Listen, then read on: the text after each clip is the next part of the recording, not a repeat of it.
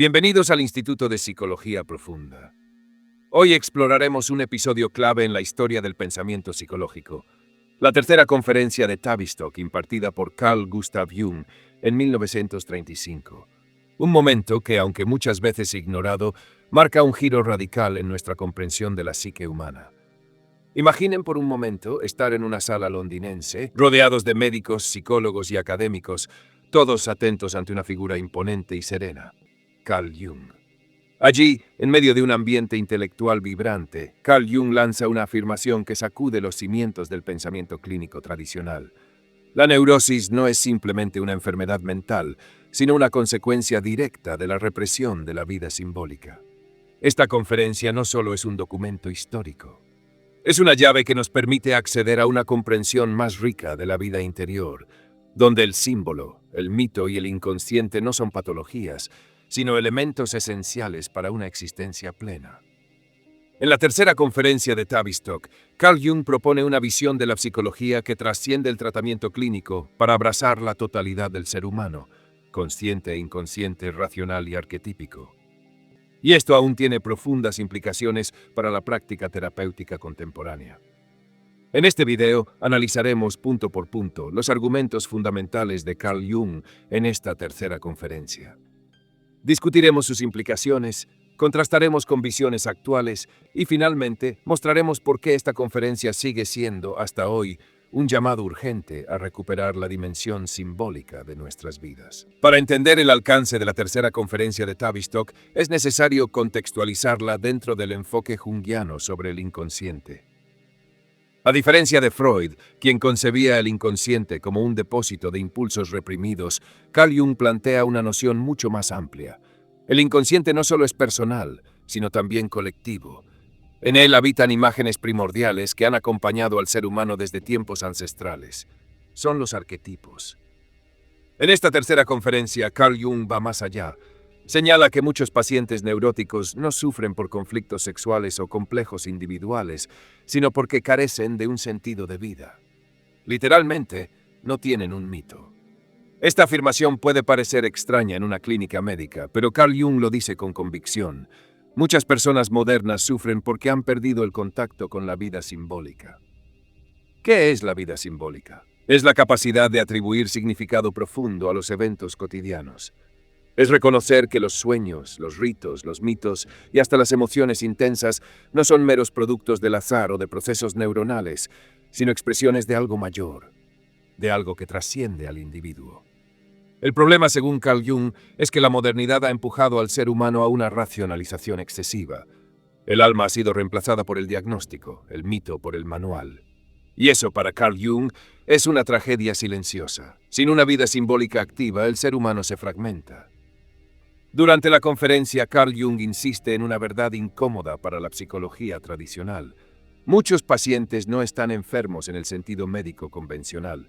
Lo que realmente sufren es una falta de integración con lo que él llama el proceso de individuación. Esta idea, central en su pensamiento, se refiere al desarrollo progresivo del yo hacia una totalidad interior, una integración armoniosa de lo consciente con lo inconsciente. Pero ¿cómo se logra esa integración? Aquí es donde Carl Jung introduce una herramienta poderosa, el símbolo. A diferencia de los signos que representan algo concreto, el símbolo abre una puerta hacia lo desconocido, hacia lo que aún no comprendemos de nosotros mismos. En la práctica clínica, esto se expresa claramente a través del análisis de los sueños. Para Carl Jung, los sueños no son simples residuos diurnos. Son mensajes del inconsciente que intentan compensar la unilateralidad de la consciencia. En su charla, Carl Jung narra ejemplos concretos donde los sueños le revelan al paciente aspectos que éste ha negado o no puede ver de sí mismo. Esos contenidos no son lógicos ni lineales. Se presentan en forma de imágenes, figuras, relatos oníricos que parecen absurdos pero que contienen una sabiduría profunda. La clave está en no racionalizar en exceso. Hay que permitir que los símbolos hablen por sí mismos. El terapeuta, según Carl Jung, no es un técnico que arregla lo que está roto. Es un guía que ayuda al otro a interpretar las señales de su alma. Carl Jung no se detiene solo en el valor de los símbolos y los sueños. En la tercera conferencia de Tavistock, señala un conflicto aún más profundo. la separación entre el individuo y su herencia cultural arquetípica. Cuando el ser humano moderno pierde la conexión con los grandes relatos, con los mitos que guiaron a sus antepasados, cae en el vacío. Y ese vacío, advierte Carl Jung, no se llena con tecnología ni con productividad, solo se llena con sentido. El símbolo, entonces, cumple una función esencial, reconecta al individuo con esa matriz ancestral. En sus palabras, el símbolo no es una invención, es una manifestación. Una forma en que lo inconsciente colectivo se hace presente y busca ser reconocido. Esto puede expresarse en sueños, fantasías, visiones, incluso síntomas físicos o emocionales que no responden a causas médicas evidentes. En este punto, Carl Jung realiza una crítica al enfoque científico-racional que domina la psicología contemporánea. Para él, el problema no está en la ciencia, sino en su absolutismo. Cuando la razón se convierte en el único criterio de verdad, todo lo simbólico es descartado como superstición. Pero Carl Jung nos recuerda que negar lo irracional no lo elimina, solo lo reprime, y todo lo reprimido eventualmente regresa, a veces en forma de crisis personales, a veces en forma de locura colectiva. Por eso nos invita a recuperar lo simbólico, no como un retroceso, sino como una ampliación de nuestra conciencia, como un puente hacia una vida más plena y significativa. Uno de los momentos más reveladores de esta conferencia ocurre cuando Carl Jung distingue entre vivir y representar una vida. Afirma que muchas personas no viven realmente, solo cumplen roles, repiten patrones impuestos por su cultura o familia y se adaptan externamente sin preguntarse jamás por su mundo interior. Esta adaptación, aunque necesaria, se vuelve peligrosa cuando se convierte en una máscara permanente. Aquí introduce el concepto de persona, que en la psicología analítica representa la fachada social del individuo. La persona no es falsa por sí misma, pero se convierte en un problema cuando se confunde con la totalidad del ser. Muchos creen ser su traje, dice Carl Jung, pero el traje no es el cuerpo ni el alma. El conflicto aparece cuando el yo se identifica solo con esta máscara. Entonces, la voz del inconsciente comienza a manifestarse, primero de forma sutil y luego con más fuerza. Desmotivación, angustia, síntomas somáticos, sueños perturbadores. Para Carl Jung, estos síntomas son mensajes, son formas en que el inconsciente reclama ser escuchado. La verdadera cura no consiste en eliminar esos síntomas, sino en escucharlos, entenderlos, integrarlos. Carl Jung propone un camino que no se basa en la supresión, sino en el diálogo con lo interno. Una psicología que honra la complejidad del alma humana. Es aquí donde el enfoque analítico se distancia de la psicología conductista o incluso del psicoanálisis ortodoxo. Carl Jung no busca normalizar al individuo, sino hacerlo consciente de su totalidad, incluso de aquello que teme, rechaza o desconoce. A medida que avanza la conferencia, Carl Jung introduce un término que, para muchos de sus oyentes en Tavistock, era casi desconocido: la sombra. No se refiere a algo maligno en sí, sino a los aspectos reprimidos, negados o no desarrollados de nuestra personalidad. Todo aquello que por educación, religión o cultura hemos empujado fuera de la consciencia. Cada vez que alguien dice "eso no soy yo", podría estar hablando precisamente de su sombra. Es el conjunto de cualidades, impulsos y potencias que el yo consciente no quiere ver.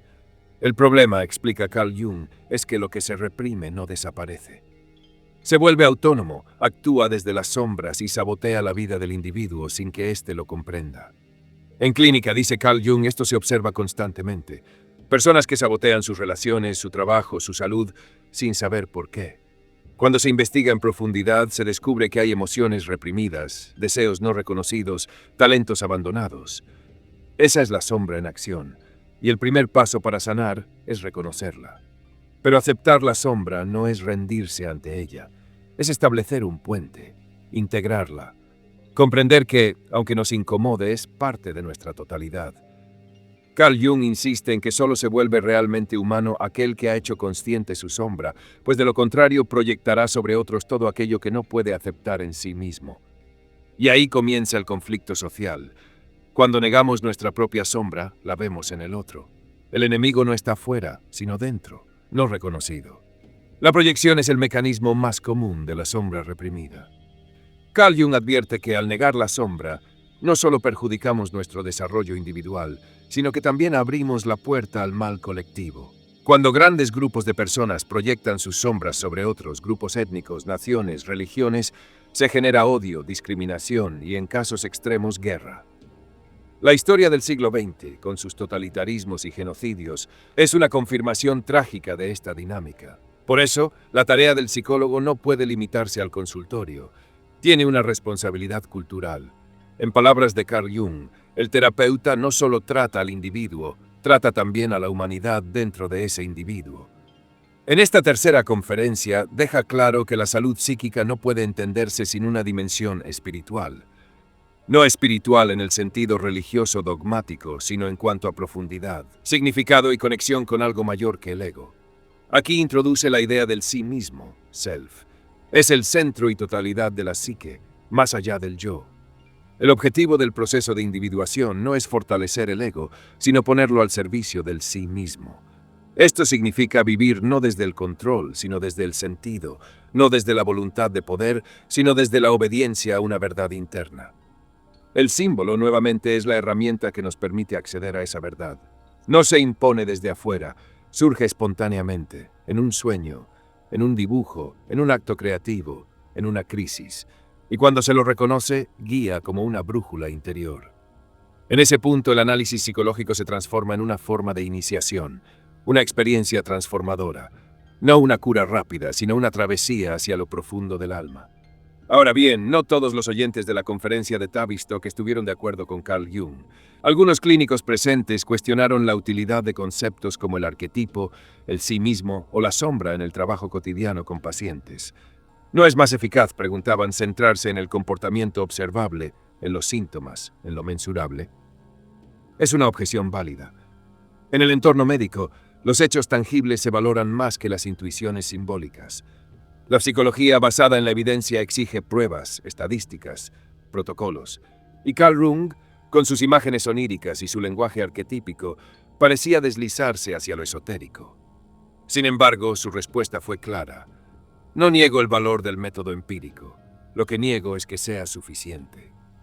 Para Carl Jung, reducir al ser humano a conductas observables es como estudiar la superficie del mar y olvidar las corrientes profundas que lo mueven. Los síntomas son solo la punta del iceberg. Lo importante es entender qué los sostiene, qué contenido psíquico los origina. Además, afirma que el símbolo no es contrario a la ciencia. Al contrario, la complementa. Mientras la ciencia describe el cómo, el símbolo nos da pistas del para qué. Y eso en un proceso terapéutico puede ser la diferencia entre un alivio temporal y una transformación real. Carl Jung no desprecia la clínica. Lo que propone es ampliarla, añadirle alma. Porque muchas veces dice, el paciente no quiere sanar solo para volver al trabajo. Quiere sanar para vivir con sentido. Otra crítica frecuente hacia el enfoque junguiano es su aparente falta de estructura. ¿Dónde están los protocolos? ¿Dónde las fases claramente definidas del tratamiento?, preguntan algunos. En un mundo que valora la estandarización, la flexibilidad de la psicología analítica puede parecer una debilidad. Pero para Carl Jung es precisamente su mayor fortaleza. La psique humana no sigue fórmulas exactas. Cada individuo es un universo irrepetible. Por eso, Carl Jung propone un modelo terapéutico profundamente individualizado. El terapeuta no aplica un método fijo, sino que escucha, observa y adapta el proceso al ritmo interno del paciente. No hay recetas, pero sí una dirección, el camino hacia el sí mismo. También se le ha acusado de misticismo. ¿Qué hace un psicólogo hablando de símbolos religiosos, de alquimia, de arquetipos antiguos? Pero Carl Jung lo anticipa. En su conferencia aclara, no propone creencias, sino herramientas. Utiliza símbolos porque son el lenguaje natural del inconsciente. Y si ese lenguaje aparece en un sueño, en una visión o en una emoción intensa, el trabajo del analista es traducirlo, no suprimirlo. Lo que la religión hacía antes, dice Carl Jung, ahora lo debe hacer la psicología, cuidar el alma. No se trata de reemplazar la fe, sino de llenar el vacío que ha dejado la pérdida de sentido en la era moderna. No todo puede medirse. Algunas verdades solo pueden vivirse. Y es ahí donde Carl Jung planta su defensa más poderosa. La psicología no puede limitarse a lo que es visible. Debe atreverse a mirar también lo invisible, lo profundo, lo simbólico. Al finalizar la tercera conferencia de Tavistock, Carl Jung no entrega respuestas cerradas ni soluciones milagrosas. En cambio, lanza una invitación, atreverse a vivir simbólicamente. Esto no significa retirarse del mundo, ni adoptar rituales antiguos a ciegas. Significa, en sus palabras, reconciliarse con el alma, atender los sueños, escuchar el lenguaje interior, reconocer que nuestra psique no es una máquina, sino un campo vivo, dinámico y profundamente misterioso.